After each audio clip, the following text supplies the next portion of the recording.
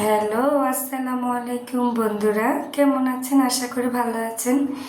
এই তো আজকে আমি চলে আসলাম আপনাদের মাঝে দুপুরের রান্না নিয়ে। আমি রান্নাবান্না একটু কমই পারি। আজকে আমার নতুন রেসিপি হচ্ছে রুই মাছের চচ্চড়ি। আসলে এটা আমি ইউটিউব থেকে দেখেছি, দেখে শিখে তারপর রান্না করছি, দেখে পারফেক্টলি হয় কি না। রুই মাছের চচ্চড়িগুলো অনেক মজা, যেভাবে খুব লোভনীয়, অনেক মজা হয় দেখলাম। তাহলে আমি কেন ট্রাই করবো না?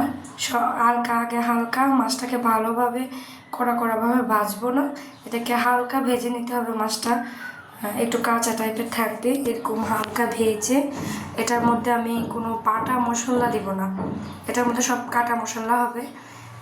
এটার মধ্যে আমি নর্মালি কুচি দিয়েছি, পেঁয়াজ কুচি, রসুন কুচি, হালকা একটু আদা কুচি, হলুদ গুঁড়ো, মরিচ গুঁড়ো, লবণ আর সামান্য জিরে গুঁড়ো দিয়ে নাড়াচাড়া করে তো বসিয়ে দিলাম। তো হালকা একটু কষিয়ে তারপর ঝোল দিয়ে দিলাম। এটা গায়ে গায়ে ঝোল হবে। খুব মজা হয়েছে, ভালো।